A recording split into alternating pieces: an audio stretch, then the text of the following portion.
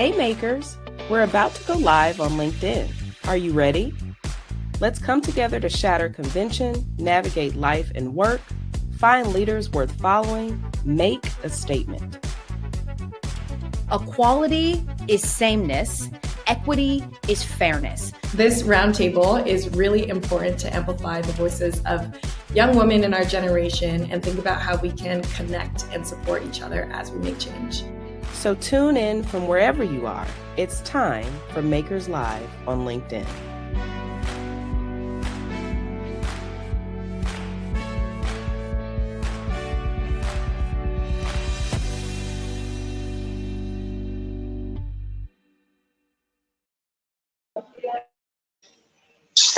Hi, Makers community. Welcome to the Makers Live on LinkedIn. I'm Corey Rae. My pronouns are she, her, hers. I'm based in Los Angeles, but I'm currently coming to you live from Rome. And I'm an actress, an activist, a writer, and my work is focused on making the world a better, safer place for the trans community. Right now, I'm excited to be writing and producing movies that portray trans women in a positive light. And I've been connected with makers for about 6 years, maybe more. And I've been a speaker on stage at conferences, and I've interviewed guests, and I've participated in events. And I'm so excited to be here to talk with you all about how creators are navigating the shifts of the media landscape. And I'm definitely not doing this alone. So I'm going to invite Tim, an icon of the internet, to join me today. Hi, Tim. Hi, Corey. Thank you so much for that lovely introduction. Such a big fan of your work, and it's so important to uplift and represent trans folks as they are in media. So I'm Tim. My pronouns are they, them. I'm a non-binary and Asian American media entrepreneur. I'm one of the founders of Impact Media, and we describe ourselves as the next generation of media for young folks shaping the future. And we really invite our Gen Z audience to analyze and look at the world around them, whether that be in fashion, lifestyle, culture, or in various social issues. Something that I'm really excited about in the coming months is establishing a video ecosystem for what Impact is. Right now, we primarily distribute on Instagram with our kind of editorialized carousels, but looking forward to embedding that. I'm currently in Miami. I'm at a conference, but I'm normally based in New York City. I've been connected to makers, mostly Yahoo. I spoke on a panel that they hosted at ZCon last year. We've got another incredible creator joining us today. Nicole, you are up. Hey, Corey. Hi, Tim. I'm so honored to be sharing this space with you today. And hi to everyone watching. My name is Nicole. My pronouns are she, her. I am also a fellow Gen Z and also originally from Los Angeles, California. So that's where I'm phoning in from today. For the past 5 years, I actually worked as a community program manager at TikTok. Some of you may have heard of the app. It's been in the news lately.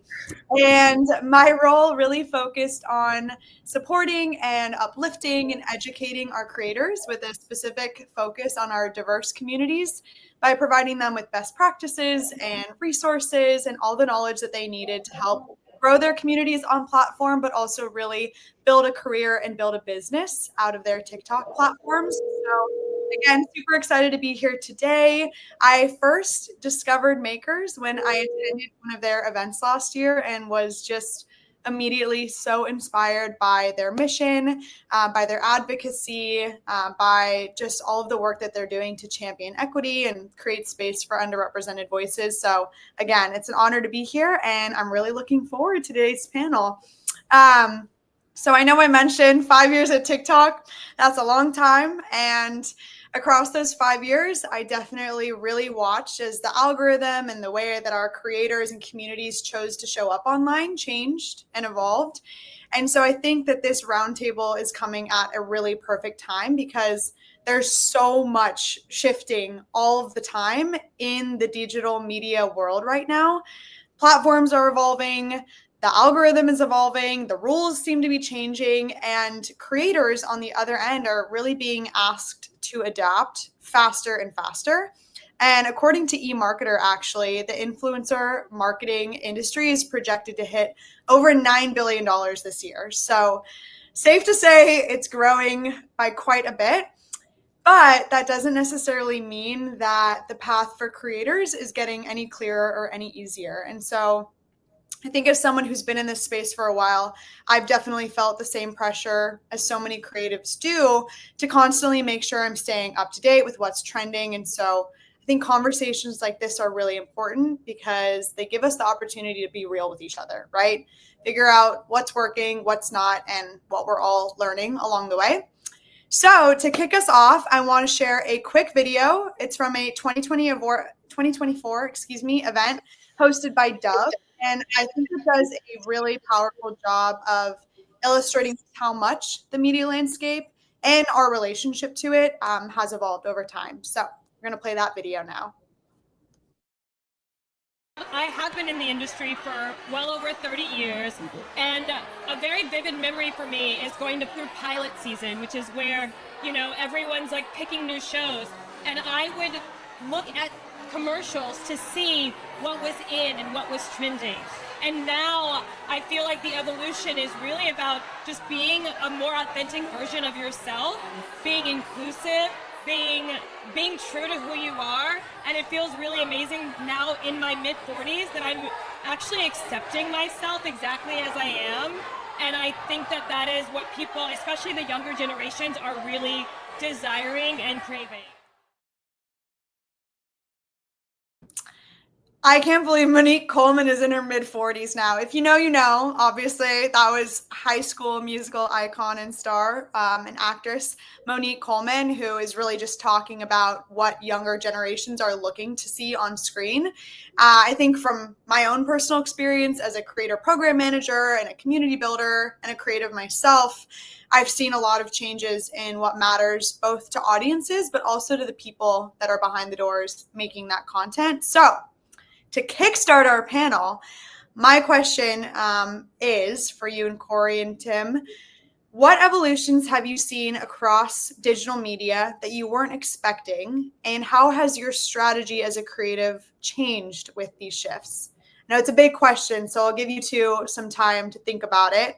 And I'll go ahead and jump in and answer first. But I think coming from the TikTok side, I think the biggest change that I maybe didn't expect to witness so clearly or so fast is just the way that creators have completely defined or redefined what it means to be a celebrity and to have this power and influence over pop culture. I think as we were growing up, Monique Coleman, great example, we looked to movie stars or musicians or other celebrities to really shape culture. But now we're kind of seeing this new age where it's creators that are setting the tone. And I think like a perfect example of that was watching the Super Bowl commercials, and every single Super Bowl commercial featured a TikTok creator or influencer that we know.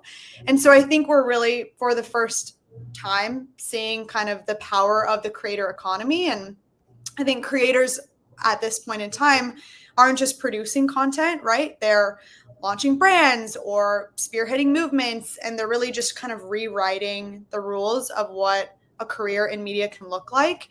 And so I think the Super Bowl commercials and all of the other sort of pop culture impact we're seeing are such a clear signal that culture isn't just happening on the red carpet anymore. Like, yes, of course, we're all watching the Met Gala, but we're also all actively watching TikTok. It's being made in, creators' homes, on sidewalks, in 15-second clips that are filled on your iPhone. So I think this shift has really changed my approach in supporting creators, but also as a creative, because I'm no longer thinking about storytelling through this almost like top-down lens. Instead, I'm asking, how do we build with creators instead of just around them? So that's what I'm feeling, but I'll pass it over to you, Tim, to share your thoughts as well. Yeah, this is a great question. And the media landscape and content has been shifting so quickly, right? With the rise of TikTok and now with like generative AI, like there's so many ways for creators and like publishers and all forms of content to be like sped up. I do think though, at least for my company, for Impact, since we started around 5 years ago, we were really centered on providing our audience with like one-on-one explainers of what's happening in the world. And I think as our audience has grown, right, like let's say our follower was like 15 and she was in high school, now she's in college. Like, how do we help our audience grow and expect them to have like a baseline understanding of these issues? So the approach that we're taking, and I think there's been a broader shift with the Substackification and kind of a desire to go back into understanding nuance and complexity within the world as the audience are aging up. We are providing our audience with a new baseline like expectation, right? We're not just going to provide the facts for you of what's happening. We're going to provide a more nuanced and layered piece that doesn't have a this is the answer, this isn't the answer. It's more up to you and up to your interpretation. And I think it's not just like Impact that's doing that, but there are many creators who have like viral audiences on TikTok or YouTube or Instagram, and they are then creating, their own, long form YouTube series where they can really dive into the niche areas that they care about, whether that be fashion or food, or maybe it's a Substack article that is just like a Substack just dedicated to their specific interest. And I feel as the world becomes more heavily like inundated with content, it's going to be that niche kind of more nuanced content that is able to break through. Yeah, I wasn't expecting TikTok to come along at all. I just like that has totally blown me away, and it's taken the world by storm. And I was conditioned with social media to be like picture perfect Instagram. I was not expecting like, your hair can be out of place and you can be on the toilet, like throwing up and filming a TikTok. Like that's just not what I was conditioned. So that's been like a big thing that's changed for me, is just like being more authentic with like where I am at the current moment. And I've also seen, a shift with brands and what they want from creators. They want to work with fewer creators with a bigger impact. And they also really are less about brand awareness at this point and more about like driving sales, which I understand it's a business and people need to see an ROI, but I liked the days where it was more about making my audience aware of companies that support me and my community and that I genuinely love, and not about like link clicks and selling actual products. And I think it's changed a lot in the past couple of years, especially the last like year. The economy's maybe not doing as well. And so we're just seeing the creator economy completely change. And I pulled back a bit and haven't really done brand deals in the last 2 years. And I think I'm a little happier for it. But there is so much money to be made, to your point. And yeah, so I know, Tim, that you have another question that you want to ask us. So I'm going to let you take it away. Yeah, happy to do that. I'm excited to dive into this question because I think it's pretty related to what Impact does as kind of the catalyst to expand our audience's boundaries around culture and commentary and analysis. So I wonder for both of you, how do you identify and support creators that are excited and ready to drive change and not just like purely engagement? And the second part of that question is around brand partnerships, right? During these opportunities, what have you kind of noticed that companies and platforms are getting wrong about these creators now? I'm happy to jump in for that second part of the question because our company basically runs on brand partnerships. And it was great that we played a Dove clip before this because that's one of our favorite clients. I think what makes our partnerships successful and why they are like our audience is excited to engage with them is because our partners have trust in us, right? They're relying on us to tell, their story in a way that makes sense to their audience. And I think what often goes wrong with creator marketing, and it's why you see like your favorite creator having like a flop ad on TikTok, right? Because it's like these brands are like making the same campaign scope for every single creator, but it's like every creator has a different relationship with their audience, and every creator has a different brand, and every creator has a different format. So it's not as simple to just be like, hey, can you touch on these like 5 messaging points and figure it out? I think the best activations and the best partnerships that I'm sure everyone has seen is like a creator has an idea, right? And they think about, how to fit it with the brand and the messaging, of course, that's so important. You can't just give money to a creator and be like, do whatever you want. Like, that's just not smart business, right? But I think it's finding that balance between, allowing the creators like experience and knowledge of their platform and audience to like tie into that, like to that brief. But curious for you guys, maybe Nicole, if you want to go first. Yeah, absolutely. Yeah. I love this question. I think that's such a great point as well. There's not a kind of one size fits all when it comes to briefing or using creators for businesses and for engagement and advocacy. So I love that point. I think also one of the biggest issues or sort of pain points that we come across on the creator end is really just brands not quite understanding the power of influence and the power of these communities. These are people who have spent years building really direct and really loyal audiences, and they have the power to deliver super strong ROIs for brands. But I think one of the most consistent complaints we hear from creators is really around compensation, and really around either being lowballed or offered swag instead of fair pay or expected to work for exposure.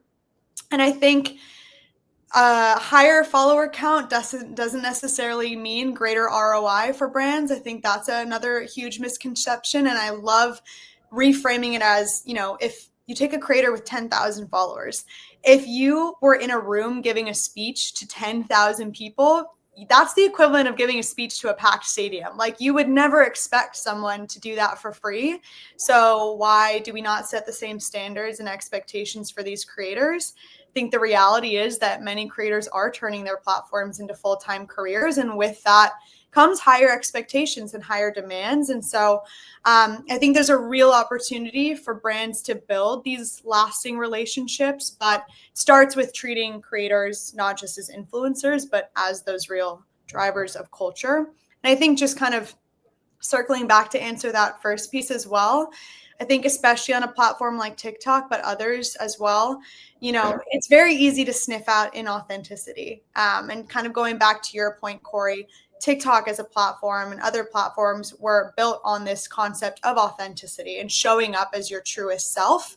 And as a user or a consumer, you can tell when a creative is not showing up that way. And so when we're looking to identify creators who are ready to drive that change, we're looking for creators who aren't waiting for a brand brief to talk about what's important to them, and to talk about their values, about what matters to them. And they've already kind of built that trust with their community by showing up that way. So I know authenticity is, a hot word, but it really, really does go a long way. I don't know, Corey, if you wanted to jump on that at all as well.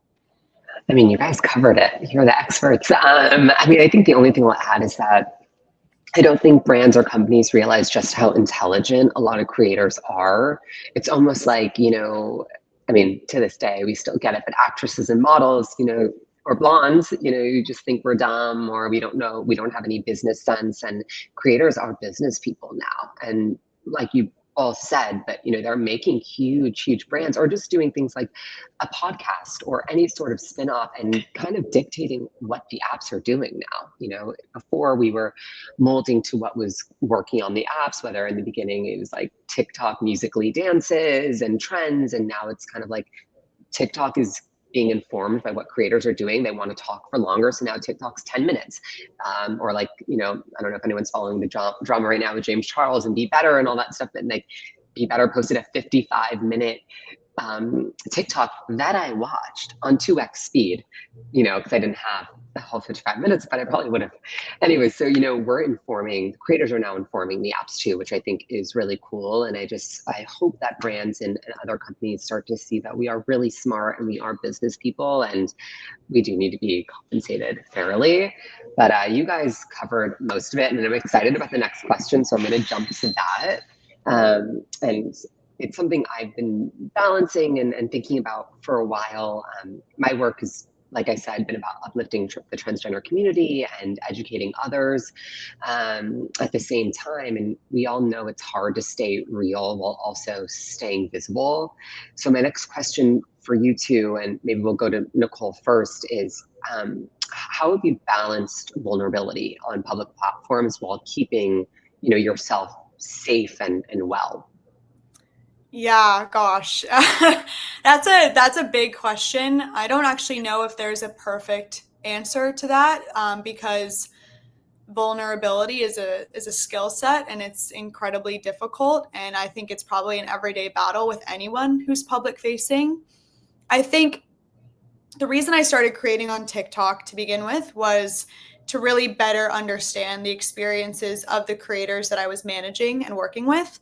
And I don't think it was until I started posting myself that I truly understood just how mentally draining and emotionally volatile it can be to be public facing in any capacity.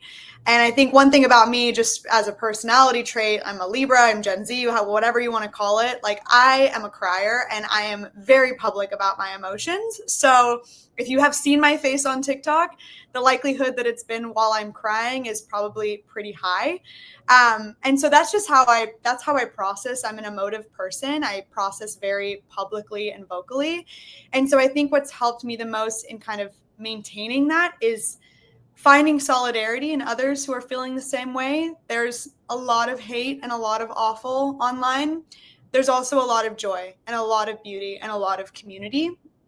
And there's something really powerful about being vulnerable online. I think it can give you kind of a sense of control back over your own story and over your narrative. And I think it also creates space for really meaningful conversations. And so I think it's about seeking and appreciating and offering your own support to the people who are maybe experiencing the same thing that you are. But outside of a personal standpoint, just from a tactical point of view, like as someone who worked for TikTok on the back end, I always tell creators, protect your peace. Like, use the safety tools that platforms offer. Please be empowered to block people, to delete comments, to turn off your DMs. This is your space. It's your home turf. No one is entitled to come into your home and light your house on fire. So do what you need to do to protect your mental health. And most importantly, take breaks when you need to. I think this is one of the biggest issues that creators struggle with is they feel like, or they're worried that if they take time off, they will lose momentum, or when they come back, their audience won't be there, or they won't be there in the same numbers. But here's the thing, if you've built your community and you've built it correctly and intentionally, and it's a strong one, they will be there for you when you get back.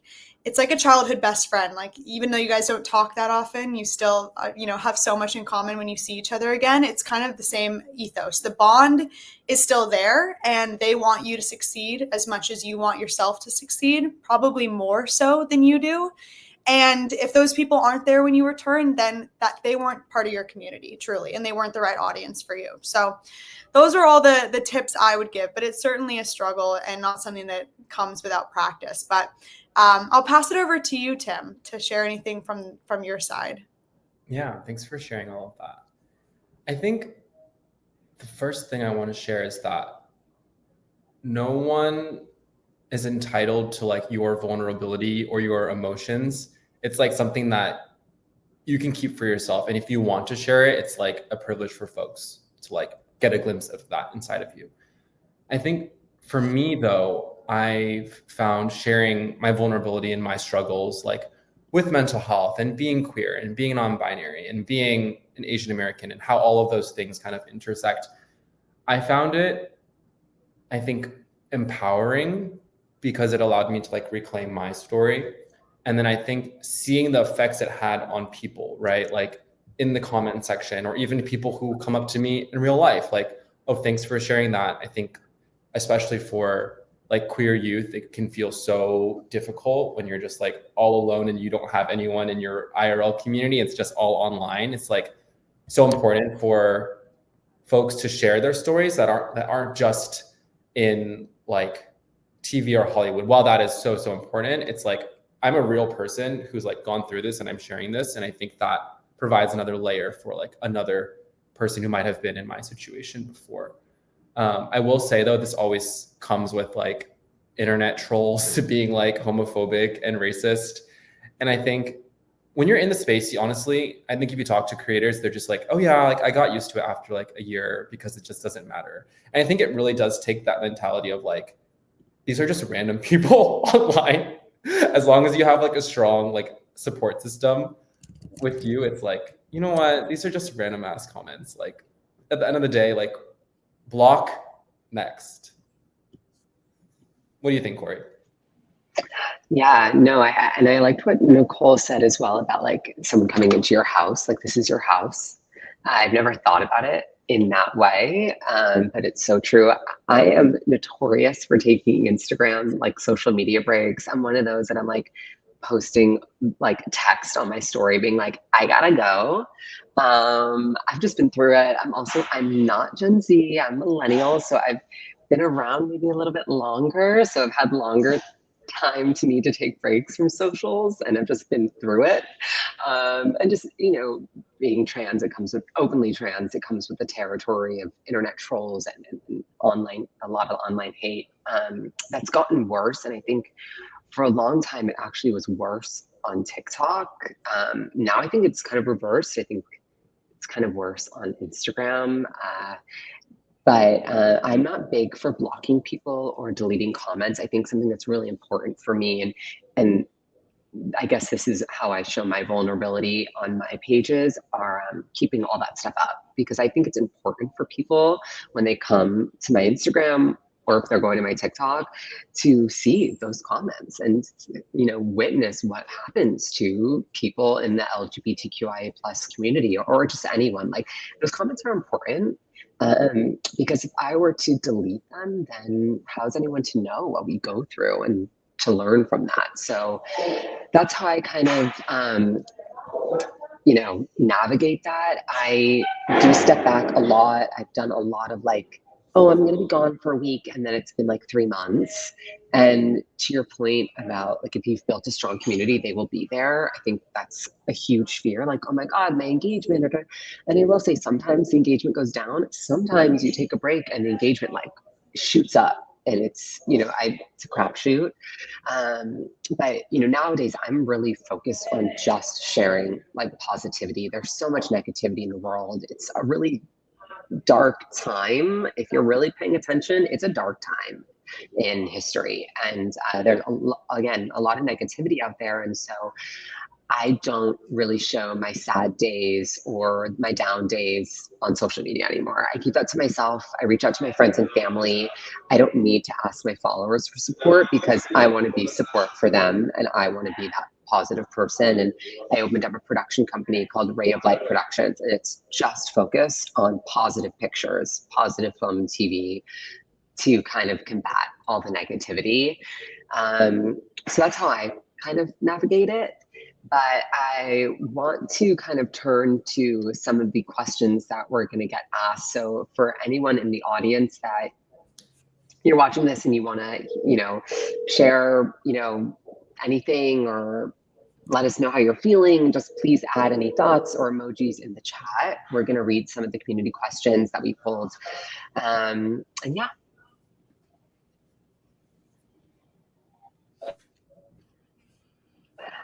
Okay, so how do you bounce back from burnout?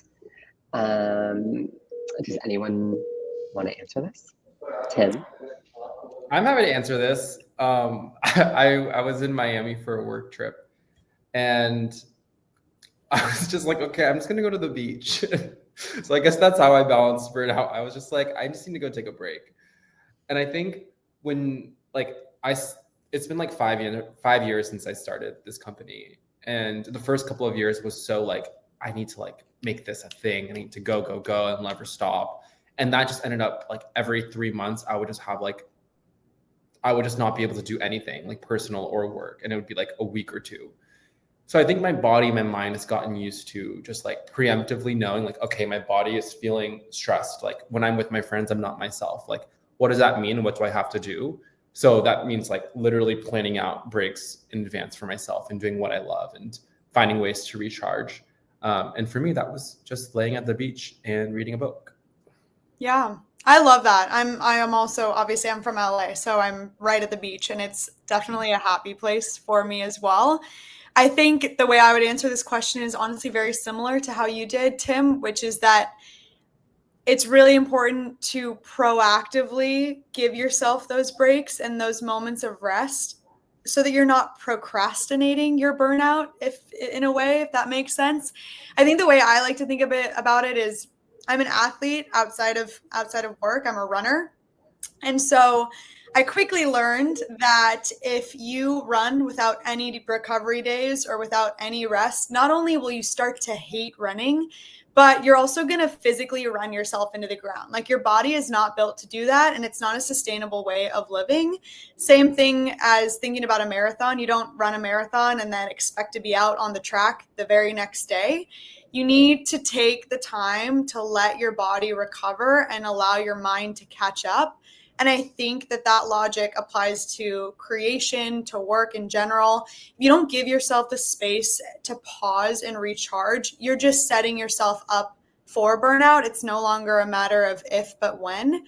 And so I think burnout isn't always about doing too much. It's about not giving yourself enough time to rest along the journey. And so I think it's just important to take a step back, whether that means closing your computer, turning off your phone. I always joke that all of our work, it's PR, not ER. Like, we are not neuro heart surgeons or anything like that. We can take a break from what we are doing. And I think when you take space away and then you come back, that's when you're at your best. You're fully recharged and you're ready to dive in. I think, doing something you love really should feel good. And the moment it starts to feel forced, that's a sign that you need to slow down or take that step back. Yeah, I like that. I like the beach aspect. That's a good one. And we all know how I deal with burnout. I go offline for weeks on end and then come back whenever. I also go to my real life community, my husband's, my mom, who doesn't know anything about social media. And so that's nice, to kind of like escape from it. And also just like journaling. I found something called the 5-minute journal. That's been really helpful with burnout. It's like, what am I grateful for? And you have to list what you're grateful for. And of course you walk around, or not of course, but you walk around sometimes and you think like, oh, I'm so grateful for this. When you like actually take the time to sit down and write out what you're grateful for, it really shifts your perspective and helps me come back to social media in a different light. And I love that. So that's some of the things that I do. And I think we have some more questions that are going to, here we go. How do you stand out in the scroll? Anyone want to take a stab at that? Yeah, I'm happy to answer from a TikTok perspective. I feel like this is the number one question besides like, am I shadow banned, that I got when I was working at TikTok. So I would say I'll speak just for the TikTok platform specifically, because I do think that TikTok, it's the hardest platform to stop a scroll on because of just the way the platform moves. It is so fast paced and our attention spans are only getting shorter. So I would say the biggest tip I always give creators is that when you are creating content on TikTok or when you're building your community, you really have to remember that pretty much no one knows who you are. And I don't mean that in an invalidating way. What I mean by that is that 90% or 98% of users on TikTok are watching content through the For You feed and not the follower tab, right? It doesn't operate like Instagram or YouTube where you have subscribers.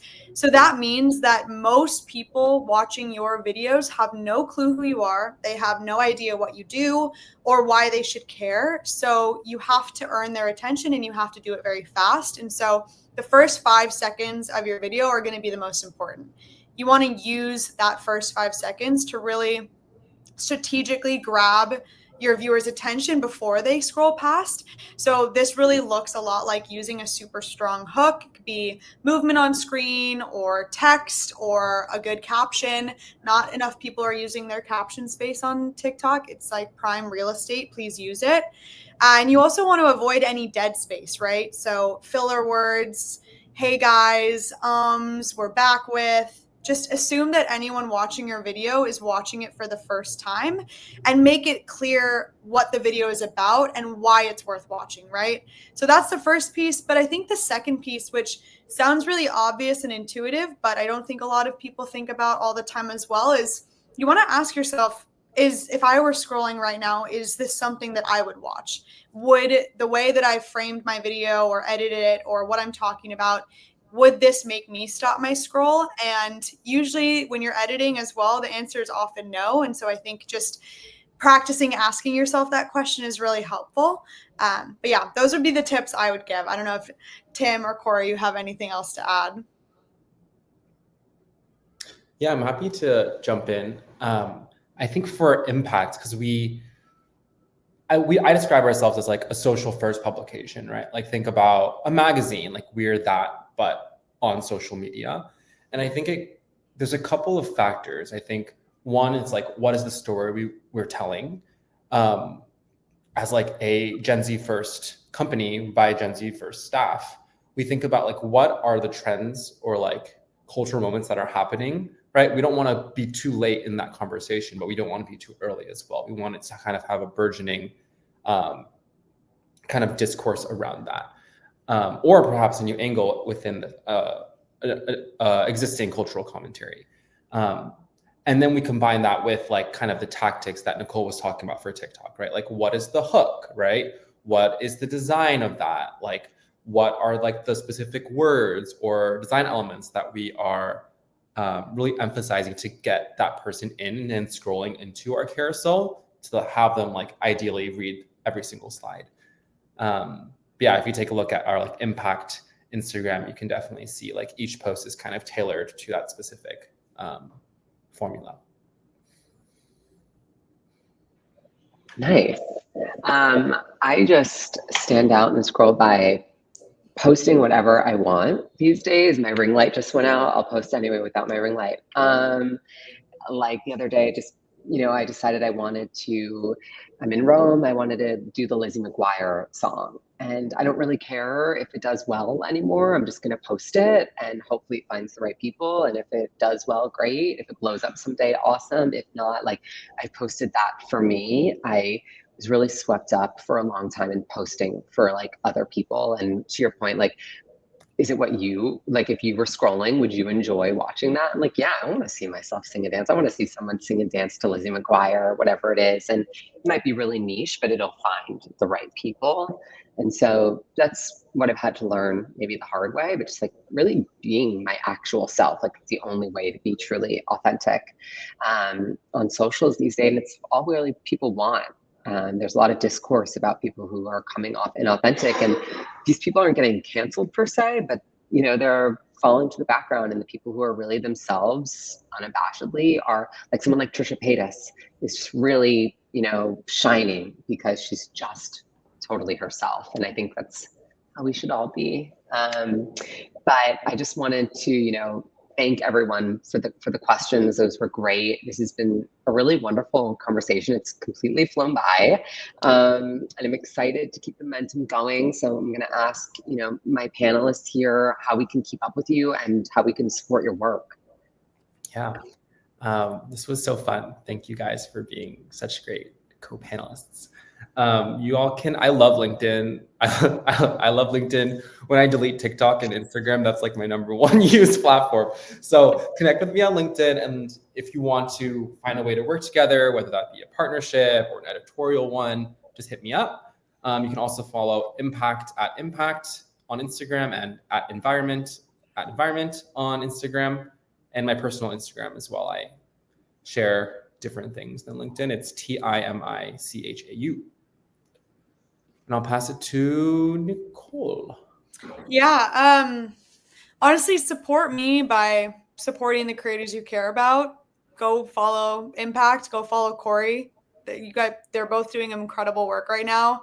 If you see a video you love on TikTok, follow the creator, leave a like, drop a comment, share it with a friend, buy from a small business. I think all of these little actions may feel small and isolated in the moment, but they really go such a long way. And I think especially for creators who are using their platforms to advocate, to educate, to show up with vulnerability. When you uplift those voices, you're uplifting the work that I care about and the work that I do. So that would be my main request, is just follow and support other creators as well.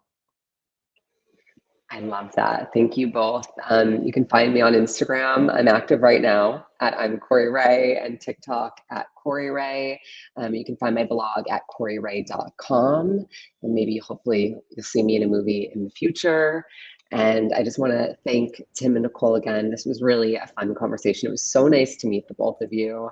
And as someone who's been a part of the makers community for many years, I'm happy to welcome you all to this group of leaders. It's a really special group of people, and we're here to support you on your journeys moving forward. And thank you to everyone for watching and for joining us. You can follow Makers Women on socials for incredible stories and resources, and we'll see you later. Bye, everyone.